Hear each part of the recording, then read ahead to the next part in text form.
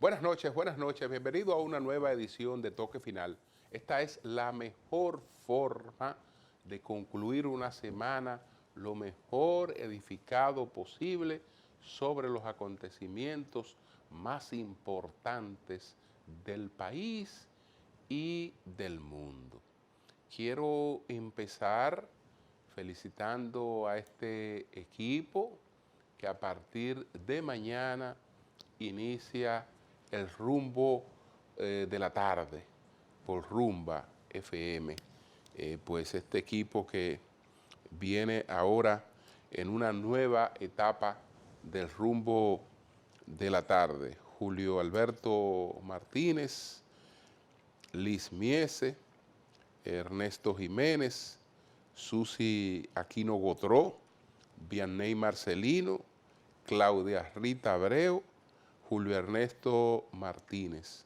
Ellos son el rumbo de la tarde, de lunes a viernes, de 3 a 5 de la tarde por Rumba 98.5 FM y las plataformas digitales de RCC Media y de Telefuturo Canal 23. Así es que felicitaciones, éxito, es un equipo pues con la capacidad, con la experiencia y sobre todo con el entusiasmo necesario para hacer un trabajo que sé que toda la audiencia va a apreciar. Así es que nuestras felicitaciones.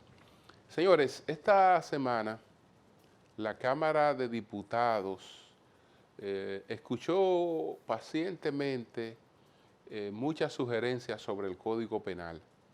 Se produjeron 143 sugerencias de modificaciones al Código Penal.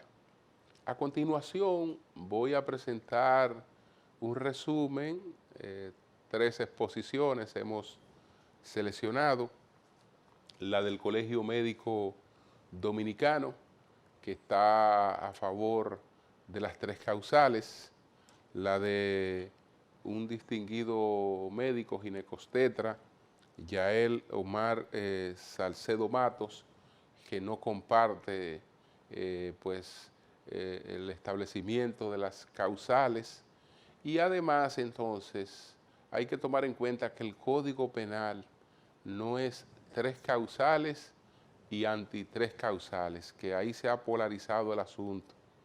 El Código Penal tiene muchos otros aspectos importantes y sobre ellos nos llama la atención Juan Miguel Castillo Pantaleón. Así es que vamos a ver estas 3 participaciones y entonces después continuamos con la otra parte del contenido que tenemos para esta noche. Adelante.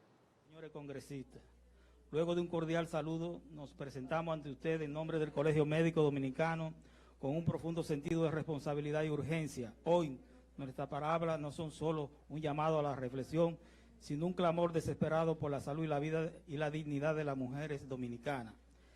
En esta oportunidad nos vamos a referirnos a la posición del Colegio Médico Dominicano frente al aborto consignada en nuestras resoluciones del Colegio Médico Dominicano. Ante todo y por encima de todo, deseamos expresar que el Colegio Médico Dominicano está totalmente en contra del aborto criminal, pero existen situaciones que debemos de obtemperar por el bien de la salud de miles de mujeres y del pueblo dominicano. La ciencia médica actualmente permite diagnosticar con precisión cuando un embarazo no tiene futuro y representa un peligro real a la salud, incluso para la vida de la madre, porque puede causar graves afectaciones a diferentes órganos vitales. Forzar a una mujer a continuar con un embarazo que no tiene posibilidades de nacer vivo, viable, como por ejemplo un niño con anencefalia, es una forma de tortura psicológica y física. Vamos a permitirle a ella, junto a su médico, que tomen sus propias decisiones frente a un embarazo sin ninguna posibilidad de éxito. Los médicos y las médicas de la República Dominicana no podemos seguir con las manos atadas, viendo morir a las mujeres por embarazo complicado y de alto riesgo. Debemos tener la capacidad de intervenir médicamente cuando la vida de la mujer está en juego. sin temor a terminar en la cárcel. Como profesionales de la salud, nuestro deber es salvar vidas, no ser testigos impotentes de tragedias evitables. En el mundo, en el país, han existido miles de situaciones de mujeres que han perdido la vida porque sus médicos no pudieron realizarse un aborto terapéutico. No pasa un día en que pensemos que la medicina moderna pudo haberle salvado la vida a muchas de ellas. Cada una de las muertes eran evitables, cada una representa un fracaso de nuestro sistema de salud y de nuestra sociedad. Sus nombres deben resonar en nuestros corazones y conciencia como recordatorio de la urgencia de una reforma a una norma arcaica e injusta. Además, es imperativo que les demos la oportunidad a la familia comprometida en tomar sus propias decisiones en caso de violación e incesto. Negar esta opción es una doble victimización para la mujer y niñas que ya han sufrido la violencia inimaginable de una violación. Estas situaciones ya de por sí traumáticas no deben ser agravadas por una legislación insensible que ignora el dolor y la desesperación de las víctimas. Las leyes deben considerarse no solo para la salud física, sino también para el bienestar mental de las mujeres. Nos encontramos en un momento crucial, un punto de inflexión donde las decisiones pueden salvar vidas y aliviar el sufrimiento incalculable.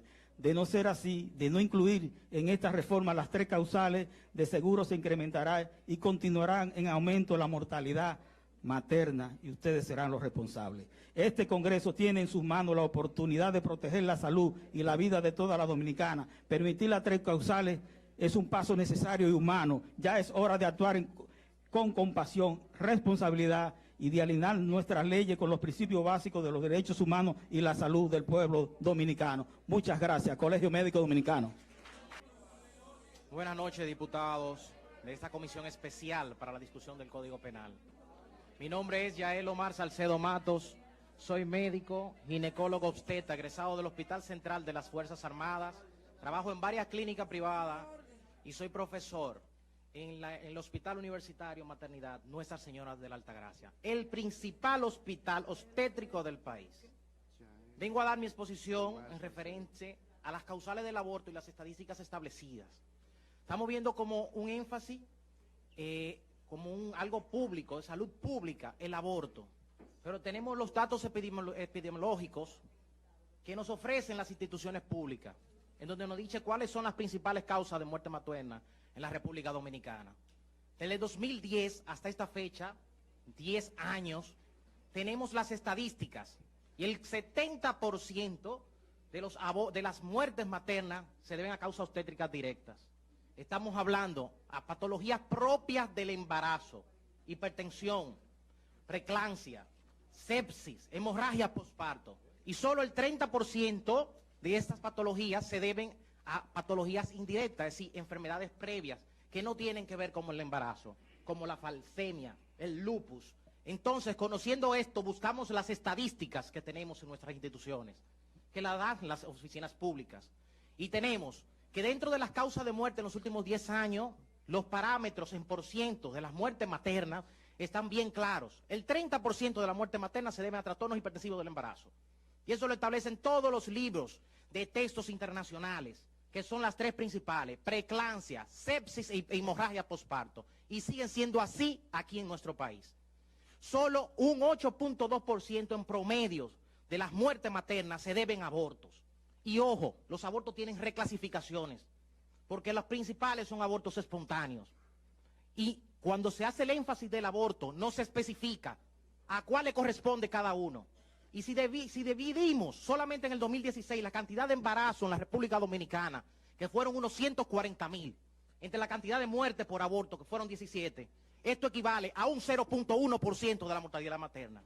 Y si lo reclasificamos y vemos de entre esos 0.1% de la muerte materna, cuáles fueron inducidas, cuáles fueron abortos inducidos, caería mucho más, porque ahí están las molas gidatidiformes, los abortos espontáneos. ¿Y ustedes creen que esto es un problema de salud pública? ¿Qué me dicen a mí de los trastornos hipertensivos del embarazo? Que sabemos que se deben en mayoría a mal manejo médico, a malas atenciones médicas, aparte de eso a malnutrición, que es lo que tenemos en este pueblo. ¿Por qué no estamos discutiendo eso aquí? ¿Por qué no estamos buscando la solución para que esas madres no mueran? ¿Cómo puede ser que en nuestro país se sigan muriendo mujeres por un sangrado en un hospital? ¿Dónde está el hemocentro que creamos de sangre en República Dominicana? ¿Dónde está funcionando activamente? ¿Qué está pasando acá?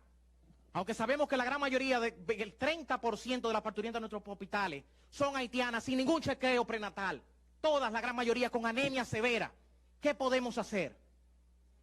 Viendo esto, establezco acá, que ahí le puse todas las estadísticas dentro de lo que están ahí viendo.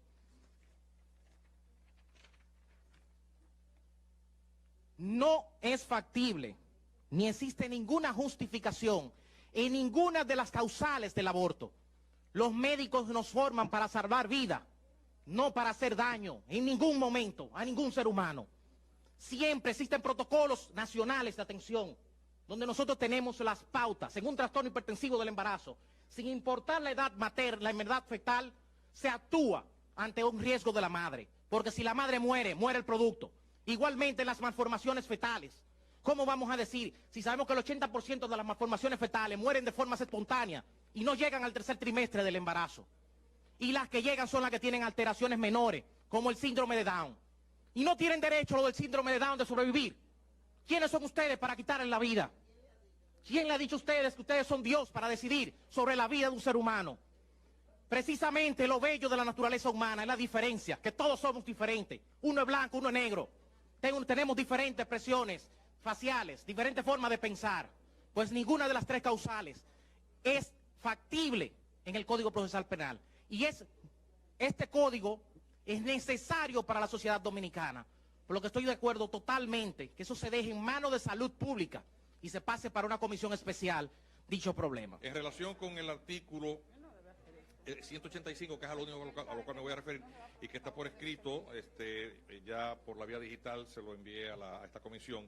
Este artículo, el 185, es el que trata sobre discriminación. Es una infracción que ya se encuentra tipificada en el artículo 336 y 336-1 del Código Penal en su modificación que fue objeto del Código en el año 1997 con la Ley 24. La discriminación es un ilícito que castiga distinciones irrazonables en contra de particulares que conducen al trato vejatorio, a la negación de derechos y de oportunidades. Hay un consenso general de la sociedad civilizada acerca de que existe una afrenta y una negación de derechos y oportunidades a las personas cuando se tiende a negar el carácter humano de la víctima del hecho discriminatorio. La figura legal, en términos genéricos, abarca atentados contra las personas referido a la protección de valores constitucionales de la dignidad y de la igualdad como derechos fundamentales de las personas que se encuentran consagrados en los artículos 38 y 39 de la Constitución y que en el texto constitucional cuentan con previsiones adicionales para situaciones de vulnerabilidad, tales como protección a personas afectadas de discapacidad en el artículo 58, igualdad y equidad laboral entre hombres y mujeres en el artículo 62.1 de la Constitución y el derecho a la educación en el artículo 63 y finalmente el derecho a la cultura en el artículo 64.2. El texto contenido en el proyecto, que es objeto de vista pública y es lo que quiero llamar la atención, ojalá y tengan tiempo de considerarlo, agrega a la figura existente de la discriminación un total de 2 elementos nuevos como distinciones que serán retenidas en la conducta discriminatoria y 3 situaciones imprecisas, por indeterminadas o a lo menos ambiguas, que pueden ser consideradas discriminatorias a libre y arbitrario criterio de quien lo alegue. Tengan mucho cuidado con eso. Los elementos nuevos que pueden determinar la discriminación son la nacionalidad y el color. Son los 2 elementos nuevos que están en el texto, que no están en el artículo 336. Y las situaciones de naturaleza indeterminada, imprecisa o ambigua que son enunciadas en esta nueva propuesta del artículo 185 son el aspecto físico, la condición socioeconómica y cualquier otra forma de discriminación basada en características o condiciones inherentes a la persona. Y no se define lo que significa eso. Eso es una compuerta que ustedes están abriendo, que eso no se sabe dónde va a parar. Por otra parte, entre las conductas materiales tipificadas como discriminatorias por el artículo 185 del proyecto se agregan las existentes en los numerales 5 y 6, acerca de los cuales solamente me voy a referir a una de ellos, que son negar el acceso a la educación superior, a la educación en cualquier nivel basada en una de las circunstancias enunciadas, y negar el acceso a entrada a una persona a un establecimiento público, comercial o un espectáculo en razón de las circunstancias enunciadas. Es a lo único que me voy a referir con respecto a esos numerales. Finalmente, el artículo 187 agrega el tema de que la naturaleza jurídica del ilícito es de acción pública a instancia privada. Entonces, la advertencia que yo deseaba hacerle a ustedes es la siguiente. Con respecto al tema de nacionalidad, introducirlo ahí, esa distinción por nacionalidad ontológicamente refiere a una sola posible dicotomía entre personas que son o nacionales o extranjeras. La condición de nacionalidad establece una relación de derechos y deberes entre individuos y el Estado en el cual resulta la persona súbdito y que no resulta exigible de manera igualitaria a un extranjero. Del mismo modo, el Estado tiene una obligación primaria de protección en relación con sus nacionales en un contexto de respeto de igualdad, a la igualdad, a la protección de derechos fundamentales a todas las personas que habitan en su territorio, independientemente de que sean nacionales o extranjeros. La distinción entre nacional y extranjero, por tanto, es propia de la naturaleza del concepto jurídico mismo y, por tanto, propia del derecho natural, ya que lo semejante es igual a lo semejante. Entre nacionales dominicanos no hay diferencias, ya que todos ellos tienen la misma relación jurídica con el Estado dominicano. Por tanto, entre dominicanos y no dominicanos sí hay una diferencia ontológica. Los segundos carecen de ese vínculo jurídico con el Estado dominicano. No tienen válidamente los mismos derechos ni los mismos deberes, y tales diferencias resultan cónsonas con el texto expreso del artículo 25 de la Constitución, que habla de extranjería. La realidad, y por esa es la razón por la cual en el artículo 336 no se habla de eso. Lo mismo con el tema del color, está explicado, ya voy a terminar, que me extiendo demasiado. Pero las razones jurídicas, yo les pido que por favor lo lean, esa parte de esta comunicación, lo que tiene es un par de páginas, saquen un poquito de tiempo y no aprueben ese proyecto con esa parte. Eso va a abrir unas compuertas que no se sabe dónde van a terminar. Bueno, señores, vamos a una pausa. Al regreso, nos vamos a referir a los nuevos nombramientos del presidente, pero además vamos a presentar los 10 temas de mayor impacto esta semana. Adelante.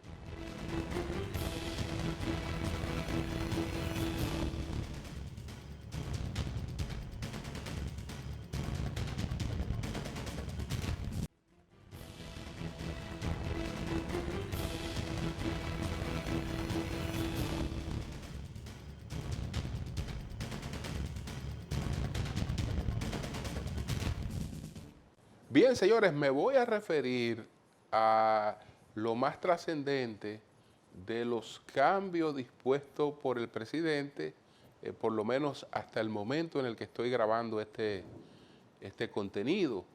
Después sé que se han producido o se van a producir otros cambios. Pero el más trascendente hasta este momento ha sido la designación de Andrés Bautista como secretario administrativo de la presidencia. Esa posición fue la que ocupó José Ignacio Paliza. Salió de licencia para la campaña política, pero no regresó al cargo. Y en el cargo continuó su sustituto Igor Rodríguez. Igor Rodríguez ahora fue enviado al IDAD. Lo de Andrés Bautista es trascendente porque Andrés es una figura política importante, es una figura política de peso. Y el gobierno realmente en Palacio requería al presidente un cierto refuerzo con peso político.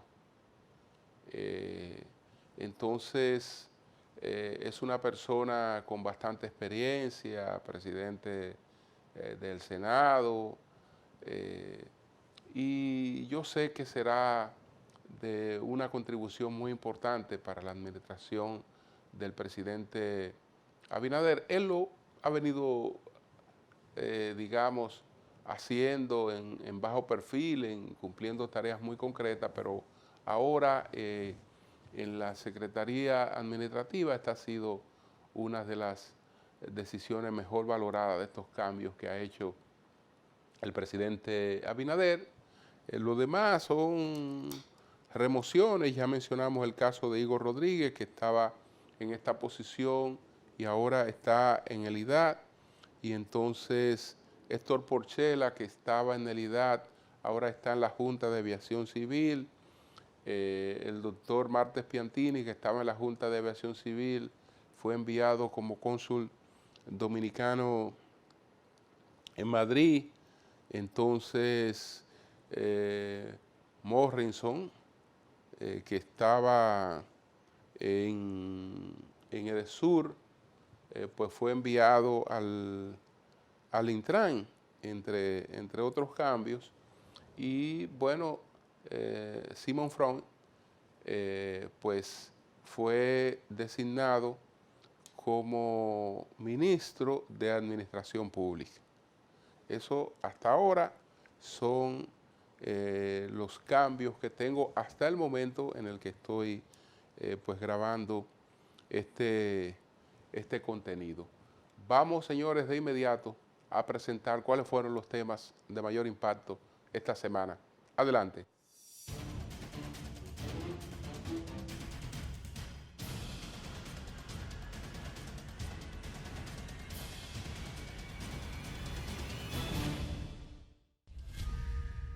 La Comisión Especial de la Cámara de Diputados, designada para el estudio de 3 proyectos de ley que buscan dotar a la República Dominicana de un nuevo Código Penal, celebró el pasado lunes vistas públicas en las que participaron más de 100 ciudadanas y ciudadanos que expusieron sus opiniones sobre la pieza legislativa.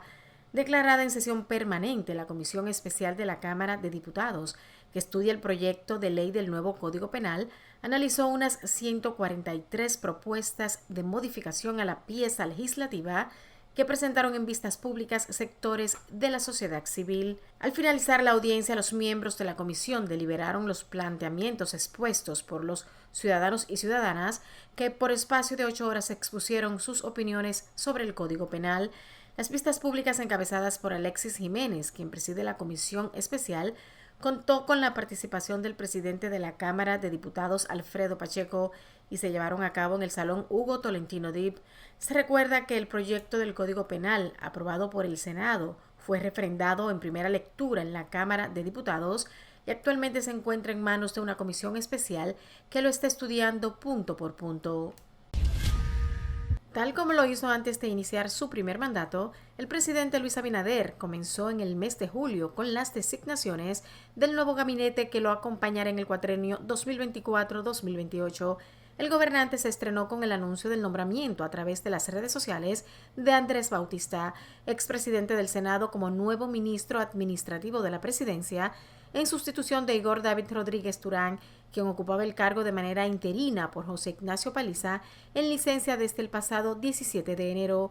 Asimismo, se informó que Sigmund Freund será el ministro de Administración Pública, MAP, en sustitución de Darío Castillo Lugo. En tanto, Milton Morrison, a la sazón gerente general de la distribuidora de electricidad del Sur, EDESUR, pasó a ser el nuevo director del Instituto Nacional de Tránsito y Transporte Terrestre, Intrant. A la lista se sumó Carlos Valdés, quien de ser viceministro de Emprendimiento en el Ministerio de la Juventud, ahora será titular de esa dependencia en sustitución de Rafael Jesús Félix García, quien a su vez quedó designado como nuevo director del Instituto Tecnológico de las Américas, ITLA. Otro de los cambios anunciados por el mandatario fue la presidencia de la Junta de Aviación Civil, donde nombró a Héctor Porcella en la posición que ocupaba José Marte Piantini, mientras Igor David Rodríguez Durán ocupará el cargo de director del Instituto Dominicano de Aviación Civil en lugar de Porcella. Las nuevas designaciones fueron dispuestas por el presidente Abinader mediante el decreto 390-24. También el presidente informó que Darío Castillo Lugo queda designado comisionado para las reformas del Estado.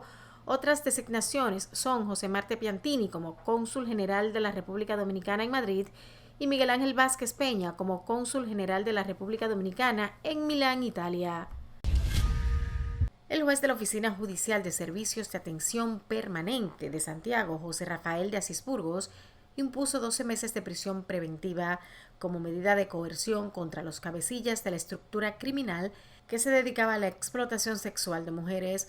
Los imputados Junior David Matos Monegro y Starly Almanzar Pérez deberán cumplir la medida en el Centro de Corrección y Rehabilitación Rafael Hombres.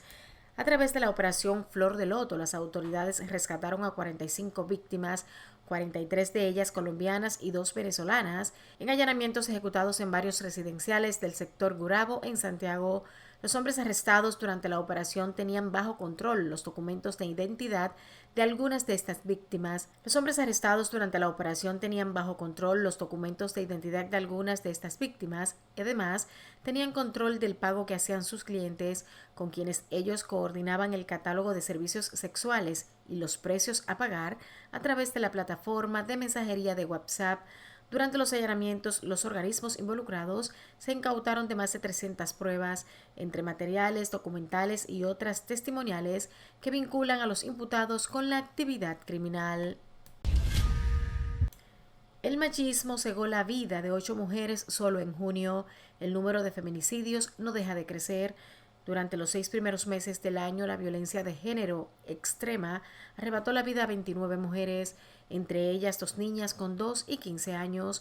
13 mujeres fueron asesinadas por sus parejas o exparejas durante los meses de abril a junio, algunas con saña, como Eduarda Díaz, embarazada de 5 meses, cuyo cadáver fue mutilado por el feminicida, o como el de Marlene Alexandra Burgos Amparo, obligada a enviar notas de voz a su madre en las que se despedía. Desde enero, 29 mujeres han muerto víctimas de la violencia machista, mujeres de todas las edades, aunque comparten, salvo raros casos, la condición de pertenecer a las clases populares, todas con historia de abusos y de silencios, de desprotección estatal y social, víctimas de una violencia estructural contra las mujeres que se prefiere mirar de soslayo y siempre en casos excepcionales. Entre las víctimas de feminicidio este año se encuentran además Lourdes Mata, Lucely Vanessa Santana, Nashley Sánchez Paulino, Isabel Pimentel, Miledis Carrasco, entre otras.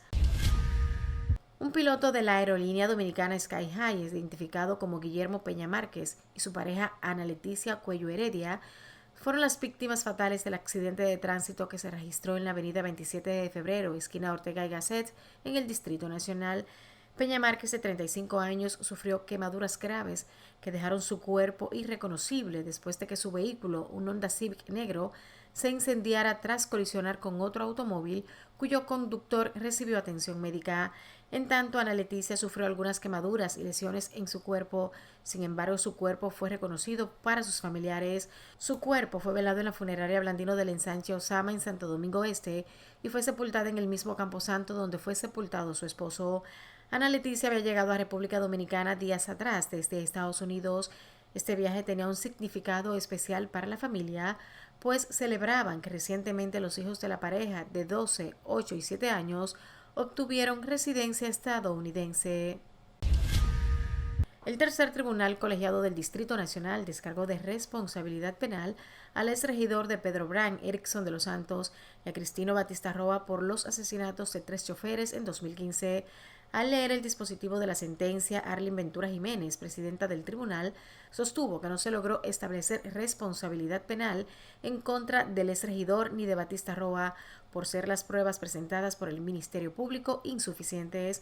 En cambio, se condenó a 30 años por homicidios agravados o asesinatos a los acusados Danilo Octavio Reynoso y a Amaury Cabrera Martínez.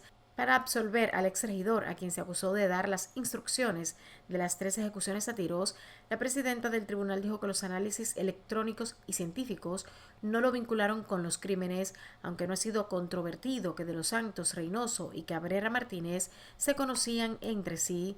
Los choferes muertos a tiros fueron Mateo Nieves de Jesús, Obernis Guerrero, alias Orbi, y Ángel Javier, alias Mayimbu, de la Federación Nacional de Transporte La Nueva Opción, Fenatrano, que preside el sindicalista Juan Uvieres. El móvil de los crímenes fue disputas por el control de una ruta. Este es el segundo juicio en contra de los encartados, luego que otra corte anulara el primero. La política estadounidense dio un preocupante y mortal giro el pasado sábado. El expresidente Donald Trump resultó herido por disparos en un evento de campaña en Pensilvania. Un asistente al evento murió y otros 2 resultaron gravemente heridos. Los 3 adultos varones, según las autoridades. El asistente fallecido fue identificado por la policía como Cory Comparator, de 50 años. En tanto, el sospechoso del ataque contra el expresidente fue abatido por agentes del servicio secreto el mismo sábado.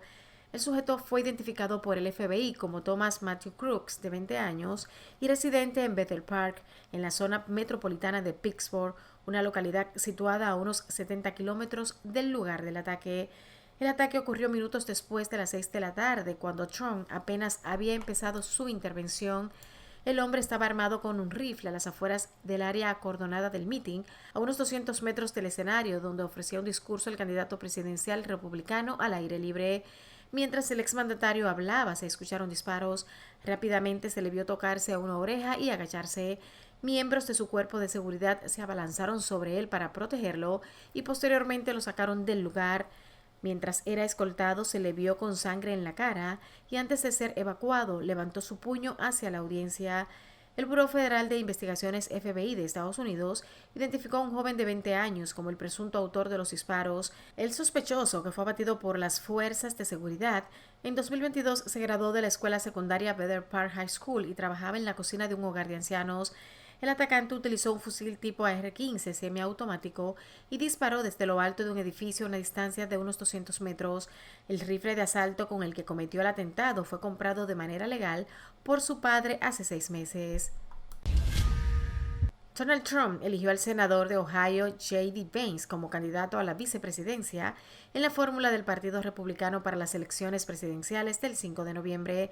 Tras largas deliberaciones y reflexiones, y teniendo en cuenta el tremendo talento de muchos otros, he decidido que la persona más adecuada para asumir el cargo de vicepresidente de Estados Unidos es el senador J.D. Vance del gran estado de Ohio, dijo Trump al hacer el anuncio el pasado lunes.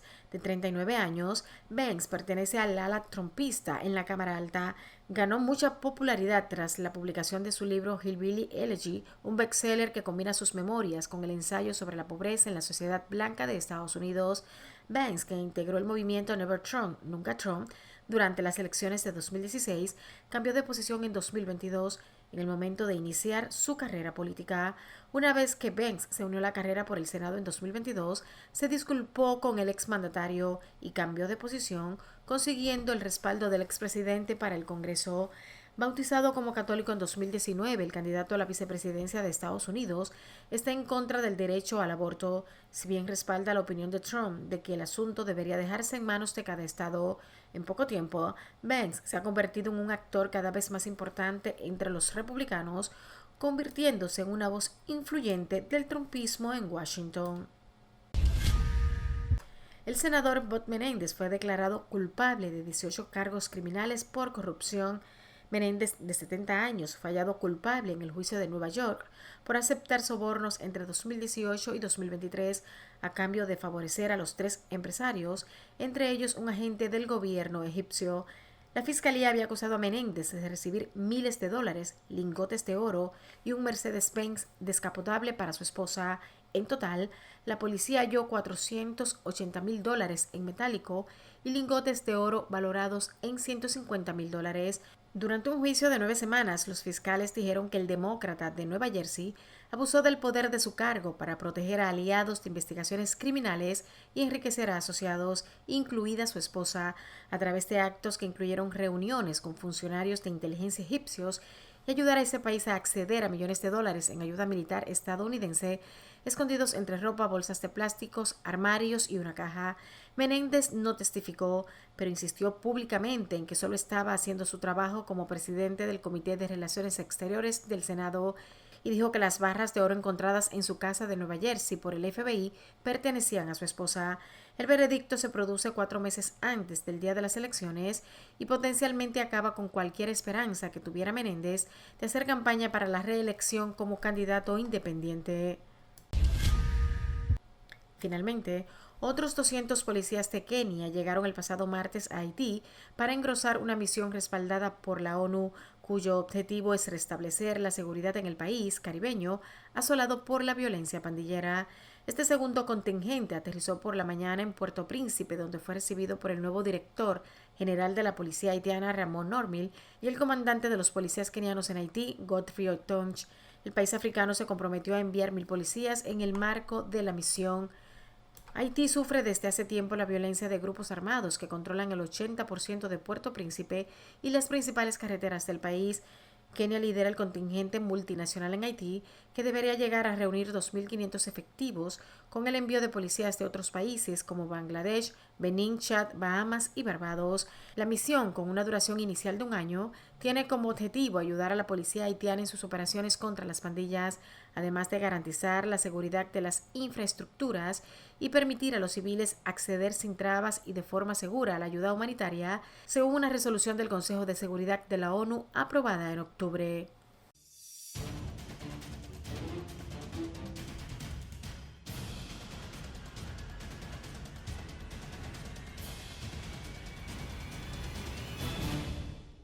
Una pausa, retornamos en breve.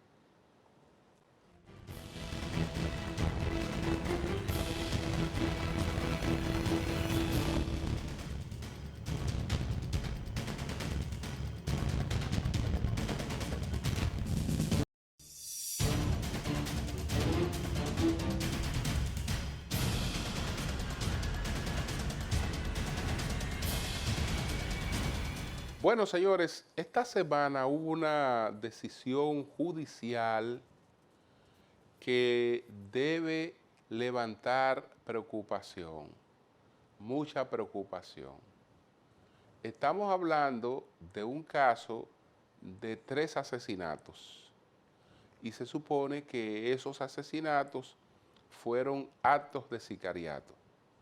Para haber un acto de sicariato tiene que haber una persona que salga a matar porque otra le ha pagado para la comisión de ese crimen.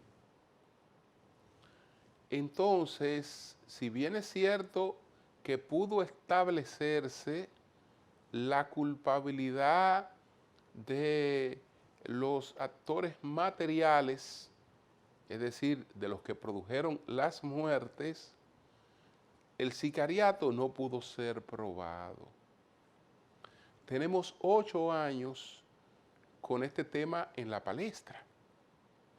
Y resulta que cuando el 4º Tribunal Colegiado del Distrito Nacional examinó el caso, determinó que no habían pruebas para que la persona que estaba acusada de haber coordinado esas muertes por el Ministerio Público, que se le acusaba de eso, a Erinson de los Santos, pues resulta ser que el 4º Tribunal Colegiado determinó que no había prueba para establecer eso.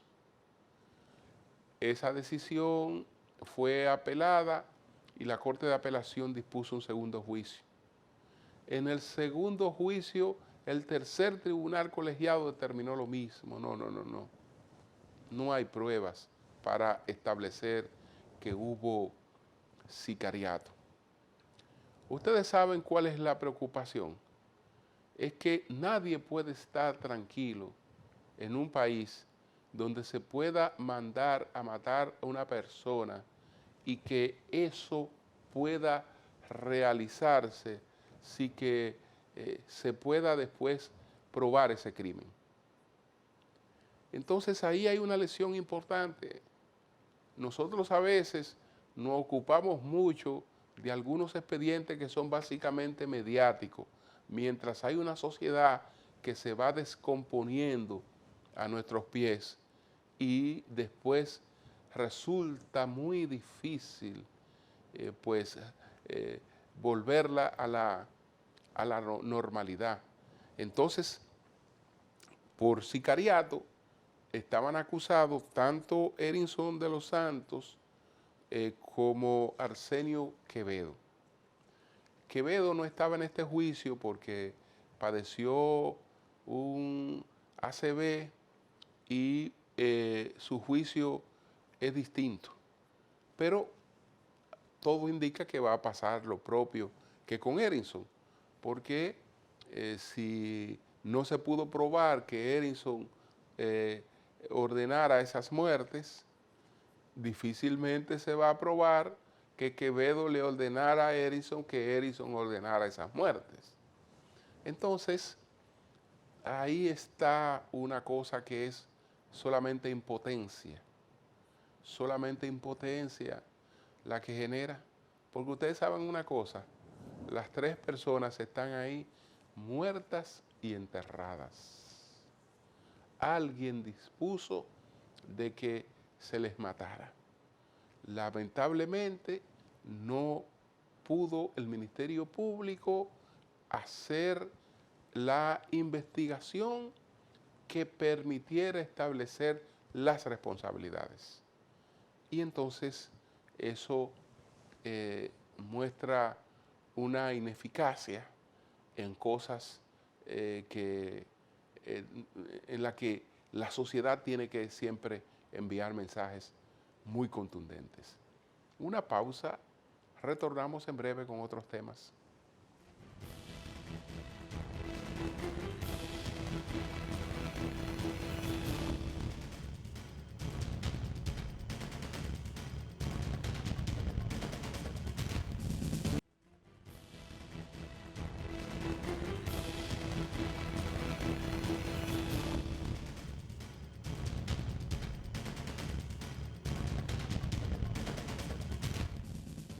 Bueno, señores, aunque Trump tuvo al punto de perder la vida, esta fue una gran semana en términos electorales para él, porque el atentado resultó ser un acontecimiento que ha fortalecido su candidatura.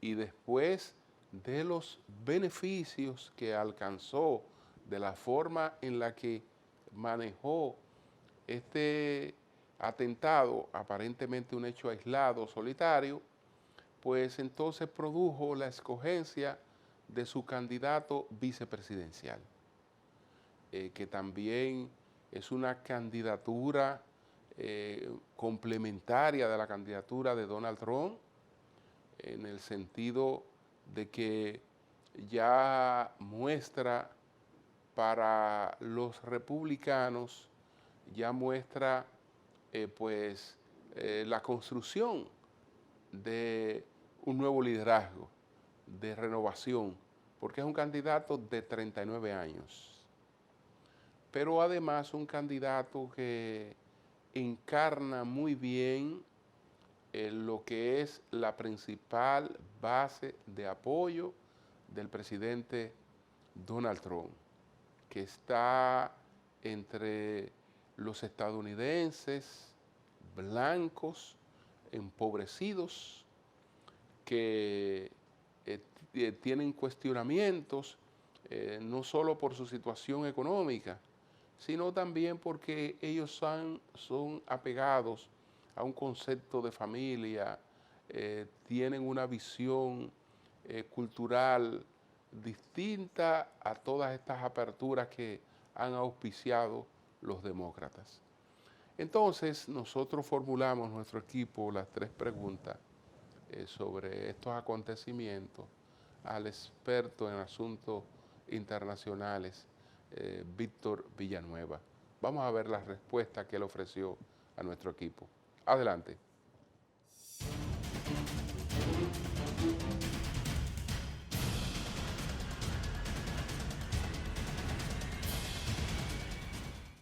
¿Qué piensa del fallido atentado contra la vida del expresidente Donald Trump? Y si entiende que el descuido atribuido al servicio secreto puede interpretarse como intencional. Bueno, el servicio secreto de los Estados Unidos tiene la función de preservar la vida de aquellos actores políticos de interés para la democracia de los Estados Unidos.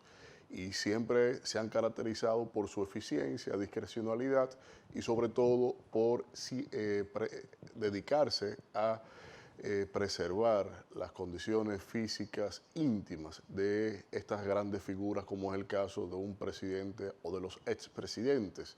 Aunque en lo acontecido hay muchos elementos que se han ido revelando sobre la base de que de alguna u otra manera se pudo haber evitado que haya acontecido este tiro que solo por una gracia divina no culminó con la vida o comprometió la vida del expresidente y candidato por el Partido Republicano, Donald Trump. Así que la cuestión relacionada a si ha habido alguna negligencia, realmente sí la ha habido, sí es una conclusión a prima fase, aunque tenemos que ver cuando ya las autoridades que están investigando por el FBI ya tengan una teoría general del caso y desde ahí entonces establecer dónde estuvieron las fallas, porque de que la hubo unas grandes y sobre todo imperdonables fallas en este contexto de seguridad. ¿Cómo evalúa la escogencia de J.D. Vance para la candidatura vicepresidencial republicana? ¿Qué motivó esa determinación frente a candidatos que pudieran aportar más a la fórmula republicana? Bueno, James David Vance es una revelación del año en donde el presidente Donald Trump lo ha elegido como compañero de fórmulas.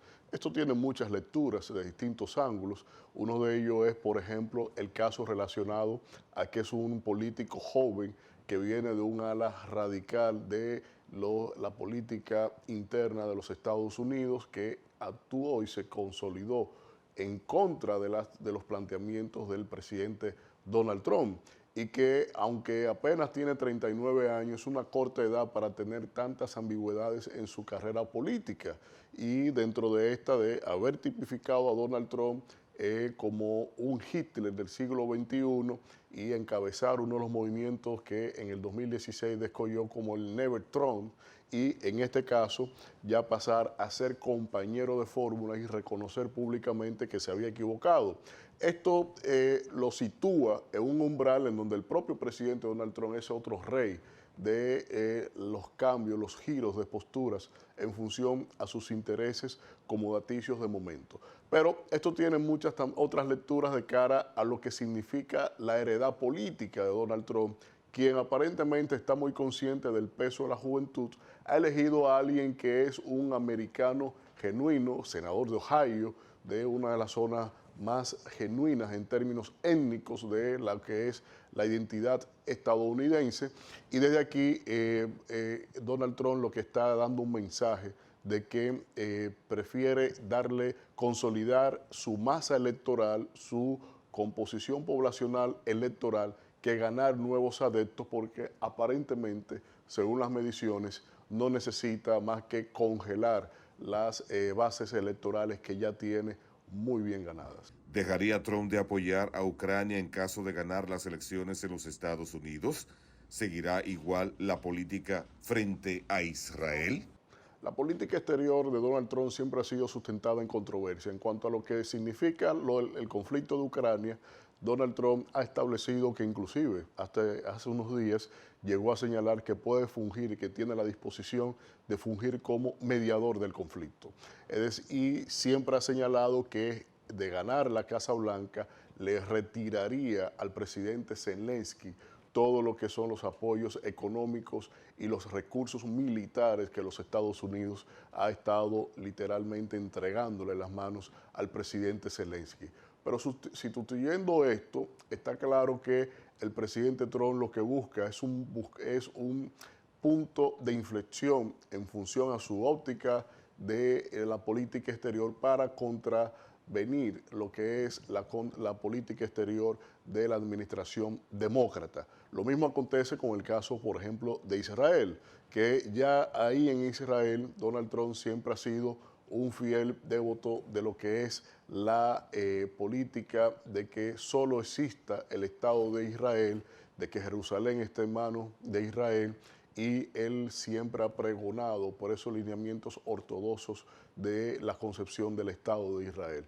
Así que supondría en este contexto un punto de tensión, dado a que si sigue Netanyahu frente al gobierno de Israel, pues entonces esta simbiosis puede significar un punto de tensión de cara a la región, aunque en los precedentes de su política exterior en esta región hubo relativa estabilidad en todos los países de la región, y que aunque lo que ha acontecido como países como el Líbano e Irán en sus contextos internos políticos, veremos cómo puede ser asimilado la llegada nueva vez de Donald Trump a la Casa Blanca en términos de la convulsión que siempre ha tenido la región del Medio Oriente.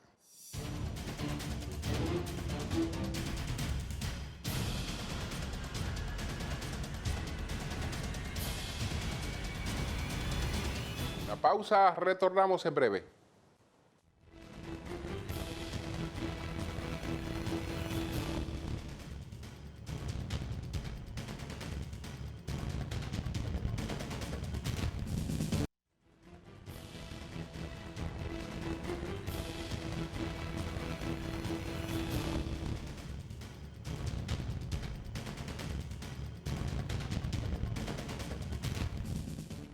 Bueno, señores, Kenia ha seguido honrando su compromiso con Haití. Envió el segundo contingente de policías. Ahora hay 600 policías kenianos en Haití. Kenia tiene el compromiso de enviar 1,000 policías y otros países van a enviar 1,500 para un total de 2,500 que tienen por misión la pacificación de Haití, que no es otra cosa que quitar el control que tienen las gangas criminales de una parte del territorio de Haití, permitir que la actividad económica, la actividad laboral, que la docencia, pues pueda volver a restablecerse en ese país con normalidad y se cree un clima para organizar unas elecciones y ese país pueda gozar de cierta estabilidad.